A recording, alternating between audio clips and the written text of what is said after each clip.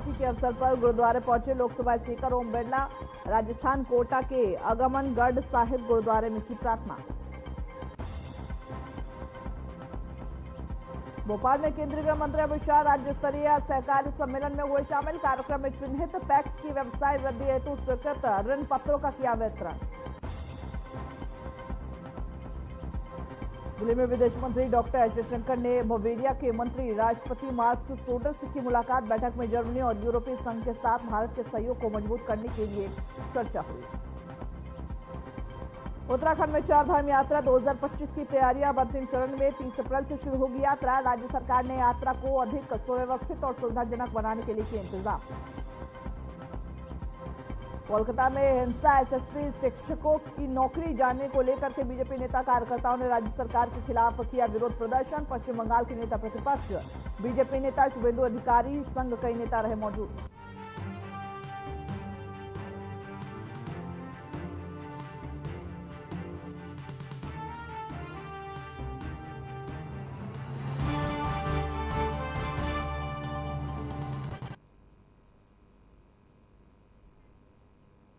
नमस्कार, स्वागत है आप सभी का हमारे इस बुलेटिन में। आपके साथ मैं अंजलि झा। तो चलिए बुलेटिन की शुरुआत करते हैं खबरों से।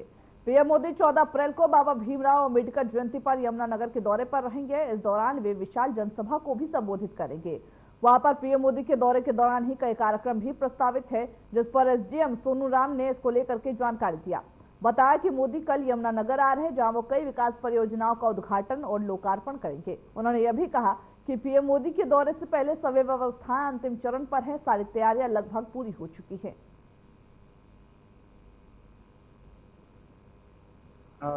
यमुनानगर में कैल में एक आयोजन कर रहे हैं, जिसमें यमुनानगर को, जिले को और पूरे प्रदेश को सौगात देने जा रहे हैं। 800 मेगावाट का पावर प्लांट एस्टैब्लिश हो रहा है। Deenbandhu Chhoturam thermal power plant में जो अभी 2 इकाइयां हैं, उनमें एक एडिशन हो रहा है 800 मेगावाट का। उसके लिए सारी तैयारियां मुकम्मल हो चुकी हैं। टेंटेज हो चुकी है, लोगों के आने की जो व्यवस्था है और उनको गर्मी में किसी तरह की असुविधा का सामना ना करना पड़े, उनके लिए किसी तरह का खाना है और जो व्यवस्थाएं हैं, जो सुरक्षा व्यवस्था है, वो सारी व्यवस्थाएं अंतिम चरण में हैं और आज उनको मुकम्मल कर लिया जाएगा। फिर देखिए, प्रधानमंत्री जी का प्रोग्राम है, तो ये उम्मीद की जा रही है कि प्रदेश के जितने भी मुख्य लोग होंगे वो सब यहाँ पर उपस्थित रहेंगे और करीब 1000 के करीब हम उनकी उम्मीद कर रहे हैं। और इसके अलावा लोगों की संख्या जो है उसमें 2200 के करीब बसें अभी तक हमें विभिन्न जिलों से हम टाई अप कर रहे हैं। उन्होंने कंफर्म किए हैं कितने लोग आ रहे हैं।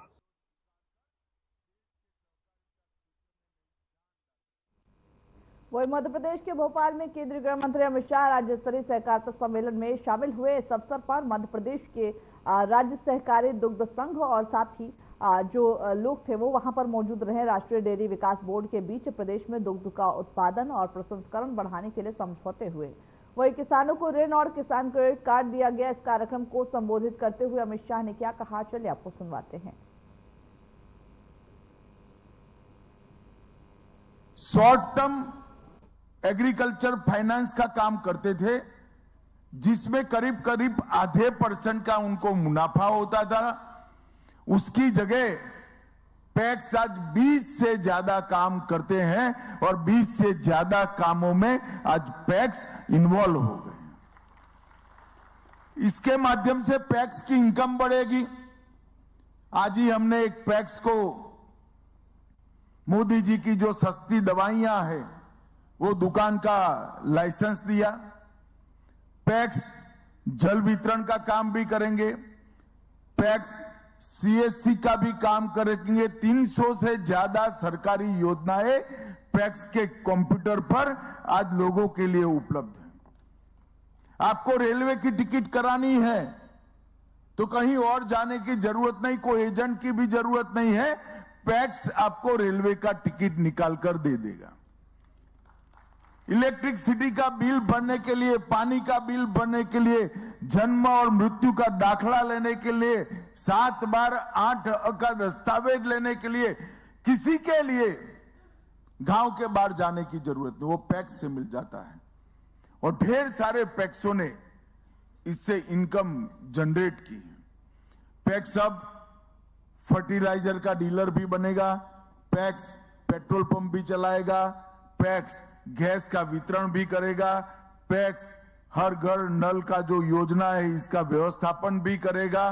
कई सारे काम पैक्स के साथ जोड़ने का काम किया और पैक्स, डेयरी और मछुआरा समिति तीनों को एक कर एमपैक्स बनाने का काम इन नए बाइलॉज ने किया और देश भर के जितने भी पैक्स बने थे वो सबका केंद्र सरकार ने 2500 करोड़ के खर्चे से 100% कंप्यूटराइजेशन करने का काम किया। और मैं मध्य प्रदेश सरकार को बधाई देना चाहता हूं कि पैक्स के कंप्यूटराइजेशन में पूरे भारत में पहला नंबर अपनी मध्य प्रदेश सरकार का है। और पूरा कंप्यूटराइजेशन होकर डिस्ट्रिक्ट कोऑपरेटिव बैंक के साथ जुड़ा हुआ, नाबार्ड स्टेट कोऑपरेटिव बैंक के साथ जुड़ा हुआ, नाबार्ड के साथ भी हुआ और ऑनलाइन ऑडिट कर सके ऐसी व्यवस्था उत्पन्न हो गई जिसके कारण पारदर्शिता आई। और ये सारे पैक्स जो कंप्यूटराइज हुए वो सारे भारत की 13 भाषाओं में किसान की भाषा में काम कर रहे हैं। किसान को बैंक अकाउंट देना है, मध्य प्रदेश है तो हिंदी में दिखाई पड़ेगा, गुजरात है तो गुजराती में, बंगाल है तो बंगाली में, तमिलनाडु है तो तमिल में दिखाई पड़ेगा। इस प्रकार का एक सुंदर सॉफ्टवेयर बनाकर भारत सरकार ने पैक्स के अंदर प्रस्तावित करने का काम किया। 3 नई राष्ट्रीय कक्षा की सहकारी समितियां बनाई, किसानों की उत्पाद को विश्व के बाजार में बेचने के लिए एक्सपोर्ट कोऑपरेटिव बनाया, ऑर्गेनिक प्रोडक्ट वाले किसान को जिसने अपना एक खेत को ऑर्गेनिक कर लिया है उसको ज्यादा रेट मिले इसलिए राष्ट्रीय स्तर पर ऑर्गेनिक कोऑपरेटिव बनाया। और ये दोनों इनिशिएटिव से ढेर सारा आने वाले दिनों में, मेरी बात याद रखना, 20 साल के बाद ये अमूल और अन्य संस्थाओं से भी बड़े संस्थान बनने जा रहे हैं, मेरी बात याद रखना। इसके साथ एक बीज के लिए कोऑपरेटिव बनाकर, अभी बीज की खेती बड़े किसान ही कर सकते हैं क्योंकि प्राइवेट कंपनियां बीज का प्लॉट देती है तो 4 हेक्टेयर मिनिमम रिक्वायरमेंट रखी है, परंतु हमने 2.5 एकड़ की जोत वाले किसान को भी बीज की खेती के लिए, बीज की कोऑपरेटिव के लिए मौका देने की शुरुआत की। और भारत के जितने भी मीठे बीज हैं, नॉन हाइब्रिड बीज हैं, इसका संरक्षण और संवर्धन ये हमारी बीज कोऑपरेटिव कर रही है। मित्रों, ये तीनों कोऑपरेटिव के माध्यम से किसान को अपनी उपज का उचित दाम भी मिलेगा, विश्व के बाजार में किसान को जाने के लिए एक प्लेटफॉर्म मिलेगा और जो मुनाफा होगा, चाहे एक्सपोर्ट का हो, ऑर्गेनिक का, वो कोऑपरेटिव डेयरी की पैटर्न पर किसान के बैंक अकाउंट में आना पई के साथ जमा हो जाएगा। इसका मुनाफा किसान को मिलेगा, व्यापारी को नहीं मिलेगा। ये बहुत बड़ी उपलब्धि हमने की। सहकारिता के अंदर प्रशिक्षण के लिए सहकारिता विश्वविद्यालय भी बनाया। हर क्षेत्र के तज्ञ वहीं से निकलेंगे जिसका स्वभाव ही सहकारिता का होगा, चाहे वो अकाउंटेंट हो, डेयरी इंजीनियर हो, पशु का डॉक्टर हो, कृषि वैज्ञानिक हो, ये सारों को ट्रेन कर हम वहां से बाहर निकालेंगे। मित्रों, आज मैं एनडीडीबी और मध्य प्रदेश के फेडरेशन के बीच के एग्रीमेंट को, उसका साक्षी बनने के लिए यहां आया हूं। काफी अच्छी बात हुई, परंतु मध्य प्रदेश के अंदर 5.5 करोड़ लीटर का उत्पादन है, जो देश के 9% है और उसमें से सहकारी डेयरियों के अंदर 1% से कम दूध आ रहा है। इसको मध्य प्रदेश फेडरेशन ने ये अनुबंध के तहत एनडीबीडीबी के साथ रहकर आगे बढ़ना है। अभी लक्ष्य मुझे बताया गया कि 12 लाख लीटर से 24 लाख लीटर करेंगे। अब 24 लाख लीटर करोगे तो 5.5 करोड़ में से 24 लाख लीटर। जब किसान वह भारत के विदेश मंत्री डॉक्टर एस जयशंकर ने आज जर्मनी के बवेरिया राज्य के मंत्री राष्ट्रपति मार्क सोडर से दिल्ली में मुलाकात किया। इस बैठक में भारत जर्मनी संबंधों को लेकर कई अहम मुद्दों पर विचार विमर्श किया गया, जहां डॉक्टर जयशंकर ने बैठक के बाद ट्वीट करते हुए कहा, जर्मनी और यूरोपीय संघ के साथ भारत के सहयोग को मजबूत करने की बवेरिया के योगदान पर चर्चा किया गया। खासतौर पर प्रौद्योगिकी और प्रतिभा प्रवाह पर ध्यान केंद्रित किया गया। उन्होंने यह भी बताया कि इस बातचीत में न सिर्फ द्विपक्षीय सहयोग बल्कि वैश्विक संदर्भ में भी कई विषयों पर विचारों का आदान प्रदान हुआ। इसमें यूरोपीय विकास, ट्रांस अटलांटिक संबंध और इंडो पैसिफिक क्षेत्र की रणनीति स्थिति शामिल रही।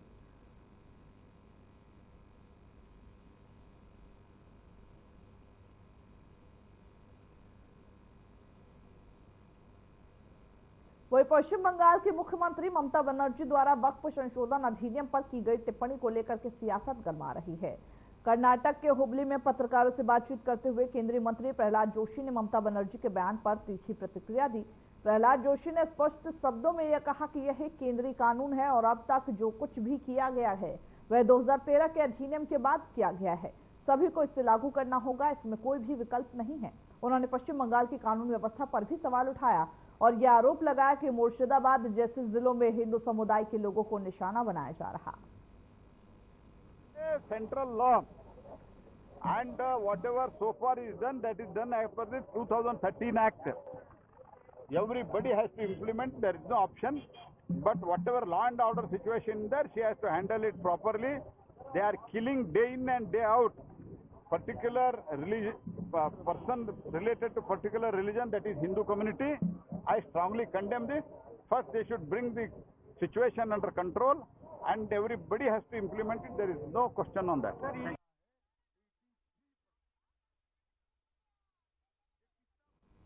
वही 14 अप्रैल को भीमराव अंबेडकर की जयंती मनाई जाएगी। इससे पहले खेल और युवा कल्याण विभाग छत्तीसगढ़ ने जय भीम पदयात्रा का आयोजित किया। इस पदयात्रा में छत्तीसगढ़ सीएम साई ने हिस्सा लिया। इस दौरान पदयात्रा में शामिल होकर सीएम साई ने छत्तीसगढ़ वासियों को भीमराव जयंती की बधाई दी। पदयात्रा में खेल मंत्री टंकराम वर्मा, विधायक अनुज शर्मा, पुरिंदर मिश्रा और आरंग विधायक खुशवंत साहिब भी शामिल हुए। सीएम विष्णुदेव साई ने कहा कि बाबा साहब को नमन करते हैं जिन्होंने संविधान का निर्माण किया। इसके माध्यम से विश्व का सबसे बड़ा लोकतंत्र भारत चल रहा है। बाबा साहब भीमराव अंबेडकर दलित परिवार में पैदा हुए थे और परतंत्र भारत में पैदा हुए थे और वैसे समय में परतंत्र भारत में और दलित परिवार में पैदा होने के बाद भी उन्होंने अपना रास्ता तय किया, उच्च शिक्षा प्राप्त की अमेरिका में और आज जो हमारा ये भारत देश विश्व का सबसे बड़ा लोकतंत्र है और इस संविधान निर्माता वो रहे, निर्माण किए और इस संविधान एक किताब ही नहीं, एक पवित्र ग्रंथ है हम भारतवासियों के लिए, जो प्रत्येक व्यक्ति को स्वतंत्रता से जीने का अधिकार देता है, अपनी बातों को कहने का अधिकार देता है। भारत के साथ उस समय कई देश दुनिया के स्वतंत्र हुए, लेकिन वो देश लोकतंत्र की राह पर चल नहीं पाए, वो पटरी से उतर गए। लेकिन हमारा ये भारत देश विशाल देश होने के बाद भी आज संविधान के अनुरूप चल रहा है। इसमें कहीं न कहीं बाबा साहब भीमराव अंबेडकर की दूरदर्शिता का वो परिणाम है। आज की इस अवसर पर हमारे देश के यशस्वी प्रधानमंत्री नरेंद्र मोदी जी को धन्यवाद देना चाहेंगे। बाबा साहब भीमराव अंबेडकर जी से संबंधित जो उनका जन्म स्थल है मऊ, अमेरिका में उन्होंने शिक्षा ग्रहण की। फिर जो 5 जगह उनके जीवन के खास जगह थे, दिल्ली, मुंबई, पुणे, मऊ और अमेरिका, ये 5 को पंच तीर्थ घोषित करके 5 जगह का विकास करने का काम हमारे देश के यशस्वी प्रधानमंत्री नरेंद्र मोदी जी ने किया है। उनका मान बढ़ाने का काम किया है।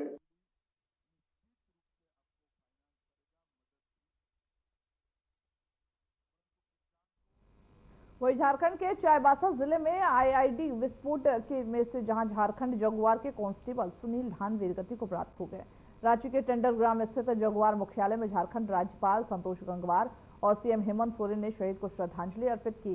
राज्यपाल और सीएम ने यहां शहीद के परिवार से मुलाकात की। मुख्यमंत्री ने कहा कि नक्सलवाद पूरे देश की समस्या है जो अब समाप्ति की ओर है। हमारे जवानों की आहुति जाया नहीं जाएगी।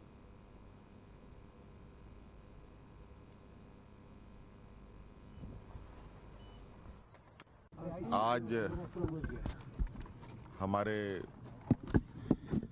जो है आरक्षी हैं सुनील धान जी,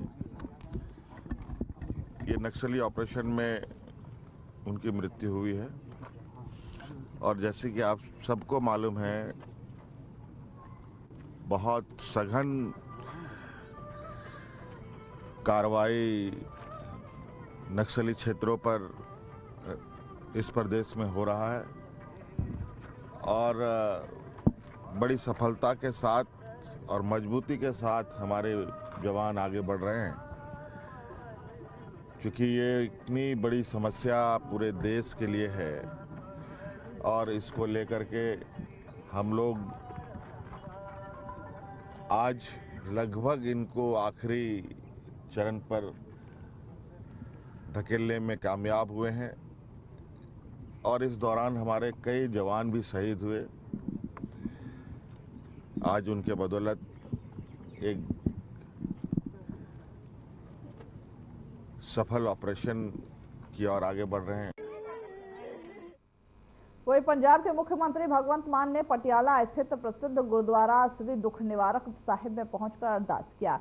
इस दौरान उन्होंने राज्य की खुशहाली, शांति और समृद्धि की कामना की। मुख्यमंत्री ने गुरुद्वारा साहिब में सिर झुकाकर मत्था टेका और संगत के साथ कुछ समय बिताया। उनके आगमन पर गुरुद्वारा प्रबंधन सीबीसी द्वारा उनका स्वागत भी किया गया।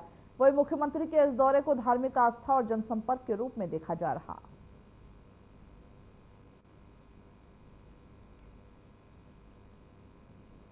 पश्चिम बंगाल के मुर्शिदाबाद में हुई हालिया हिंसा को लेकर राजनीतिक प्रतिक्रिया लगातार सामने आ रही। इस मुद्दे पर एआईएमआईएम सांसद सुबुद्धन ओवैसी ने भी अपनी प्रतिक्रिया दी। पत्रकारों से बात करते हुए ओवैसी ने कहा कि मैं पश्चिम बंगाल सरकार का प्रवक्ता नहीं हूं। हमने हिंसा की निंदा की है और ऐसा करते रहेंगे। विरोध प्रदर्शन शांतिपूर्वक होना चाहिए, किसी भी तरह की हिंसा निंदनीय है। ओवैसी ने इस मौके पर यह भी साफ किया कि उनकी पार्टी हमेशा लोकतांत्रिक और संवैधानिक तरीके से अपनी बात रखने की पक्षधर रही है।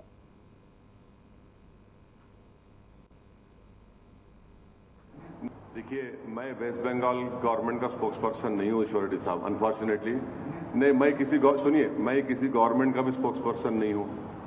मैं अपनी पार्टी की तरफ से ये बात करने के लिए आया हूँ और वेस्ट बंगाल की जो सरकार है उनके पास कॉम्पिटेंट लोग हैं और मुझे यकीन है कि वो कॉम्पिटेंट लोग आपके सवाल का बेहतरीन जवाब दे सकते हैं। और आपको सिर्फ एक टेलीफोन कॉल करना है उनको, आप कॉल करो, बोल देते आप। एक बात सुनिए, मेरे को मालूम था आप पूछेंगे बात, क्योंकि आपने आपके ऊपर के लोग बोले आपको मेरे कहीं जा रहे तो पूछो बोल के।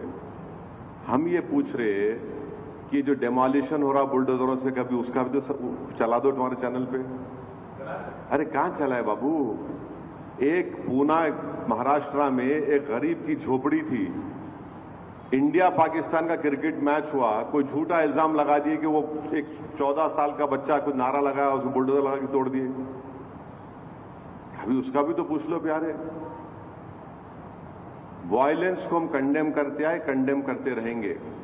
मैं अभी आपको बोला कि प्रोटेस्ट होना मगर पीसफुल होना, किसी भी किस्म का वायलेंस जो होगा वो कंडेमनेबल है। वायलेंस नहीं होना चाहिए, पीसफुल प्रोटेस्ट होना चाहिए। देखिए, मैं वेस्ट बंगाल गवर्नमेंट का स्पोक्स वही चारधाम यात्रा 2025 की तैयारियां अपने अंतिम चरण में पहुंच चुकी है। यात्रा 30 अप्रैल से शुरू हो रही है। राज्य सरकार ने इस बार यात्रा को और अधिक सुव्यवस्थित और सुविधाजनक बनाने के लिए व्यापक इंतजाम किए हैं। प्रशासन, पर्यटन, धर्मस्व और संस्कृति विभाग की पूरी तरीके से मुस्तैद है। पर्यटन मंत्री सतपाल महाराज ने यह बताया है कि श्रद्धालुओं की भारी भीड़ आने की संभावना है और अब तक 16 लाख से भी ज्यादा पंजीकरण करा चुके हैं। तो वही साथ ही साथ अगले बढ़ते हैं खबरों की ओर, जहां अजमेर में कांग्रेस विधायक और राजस्थान विधानसभा में नेता प्रतिपक्ष टीकाराम जूली ने यह कहा कि बाबा साहब अम्बेडकर की जयंती पूरे देश और विश्व में मनाई जा रही है। उन्होंने यह भी कहा कि भारतीय संविधान दुनिया का सबसे बड़ा संविधान है जो हर व्यक्ति को आजादी और अधिकार देता है। साथ ही यह भी कहा कि आज महिला शिक्षा और सामाजिक सौहार्द बढ़ाने की जरूरत है। आना हुआ और उड़ान संस्था जिस प्रकार का काम कर रही है, मैं काफ़ी समय से देख रहा, तो मेरी इच्छा हुई कि मैं यहाँ ज़रूर आके जाऊँगा। और मैंने अपनी इच्छा जब जाहिर की जो साहब को, तो उन्होंने इसको स्वीकार किया। इसके लिए तो मैं धन्यवाद देता हूँ। आज विशेष रूप से मैं अभी एक कार्यक्रम था जिसके अंदर मैं गया था, उम्मत फाउंडेशन का। कल बाबा साहब अम्बेडकर की जयंती है। पूरा देश, पूरा विश्व उसको मना रहा है। पूरी दुनिया के अंदर सबसे बड़ा अगर कोई संविधान है तो हमारे देश का है। और एक ऐसा संविधान जो हर व्यक्ति को आज़ादी देता है, हर समाज को आज़ादी देता है, सभी के अंदर समानता की बात की गई है। आज उस संविधान को एक पर्व के रूप में हम सब लोग मना रहे हैं। वही हरिद्वार रोड के विकास प्राधिकरण ने अवैध निर्माण पर बड़ी कार्रवाई करते हुए हरिद्वार के रावली महमूद में स्थित अवैध कॉलोनी पर बुलडोजर चला दिया। यह कार्रवाई एचआरडीए उपाध्यक्ष अंशुल सिंह के सख्त निर्देश पर किया गया। बताते यह भी चले कि कॉलोनी में बिना नक्शा पास कराए ही अवैध रूप से निर्माण कराया जा रहा था। खास बात यह भी रही कि कुछ दिन पहले भी यहां पर ध्वस्तीकरण किया गया था, लेकिन उसके बावजूद निर्माण कार्य फिर से शुरू कर दिया गया। उपाध्यक्ष अंशुल सिंह ने यह साफ कहा कि बिना स्वीकृति के कोई भी कॉलोनी विकसित नहीं की जा सकती और ऐसे मामलों में सख्त कार्रवाई आगे भी जारी रहेगी। नियमों की अनदेखी अब किसी भी कीमत में बर्दाश्त नहीं की जाएगी।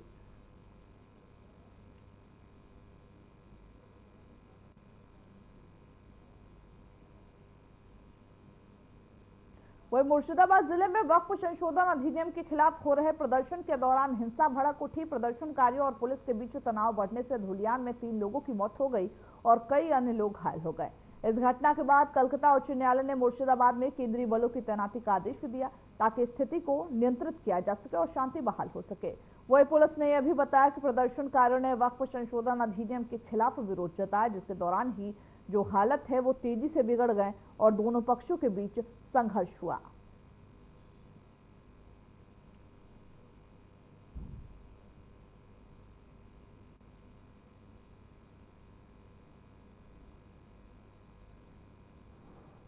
मध्य प्रदेश के गुना में हनुमान जयंती पर जुलूस निकाला गया और इस दौरान ही कुछ उपद्रवियों ने जुलूस पर पथराव किया।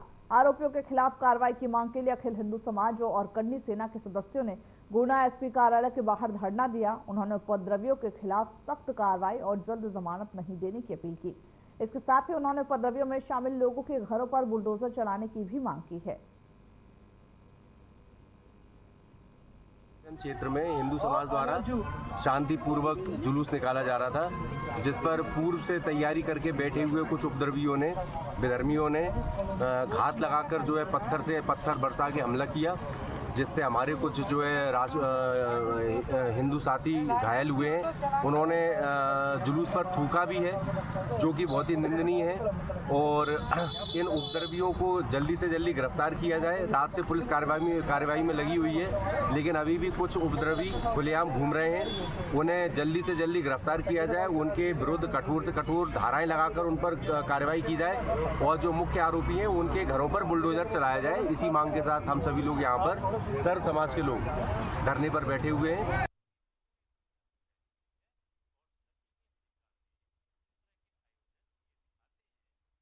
खबरों के हमारे इस बुलेटिन में बस इतना ही। मुझे दीजिए इजाजत। नमस्कार।